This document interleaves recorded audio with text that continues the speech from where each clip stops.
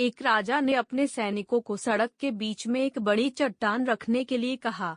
चट्टान को बीच सड़क में रखवाकर राजा ने अपने सैनिकों से छुपकर उस चट्टान पर नजर रखने के लिए कहा कि देखना उस चट्टान को रास्ते से कौन हटाता है। लोग उस जगह पर आते रहे और जाते रहे, लेकिन किसी ने भी उस चट्टान को रास्ते से हटाने की कोशिश नहीं की। उस चट्टान के पास से लोगों के गुजरने वालों में राजा के कुछ करीबी लोग और शहर के बड़े व्यापारी भी शामिल थे, और उनमें से कुछ लोग तो राजा को ही कोसने लगते कि क्या राजा इस चट्टान को भी रास्ते से नहीं हटवा सकता। लेकिन किसी ने भी उस चट्टान को रास्ते से हटाने का प्रयास नहीं किया। ऐसा काफी दिनों तक चलता रहा।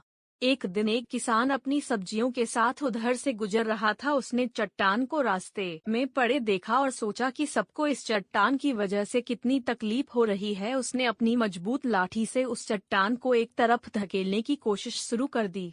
काफी कोशिश के बाद वह उसे सड़क से हटाने में कामयाब हो गया।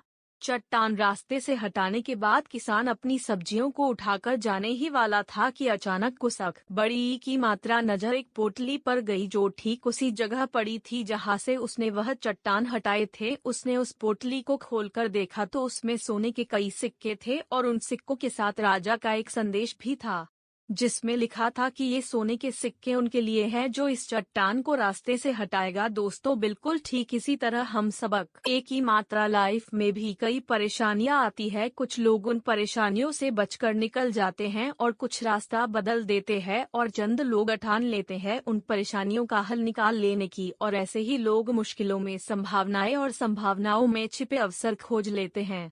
मजबूत इरादे और नेक दिल के साथ किए गए कोशिशों के परिणाम हमेशा ही अच्छे आते हैं। इसीलिए जीवन के परेशानियों से घबराओ मत, बल्कि उन परेशानियों को हल करने की कोशिश करते हुए जीवन सफर में आगे बढ़ते रहो।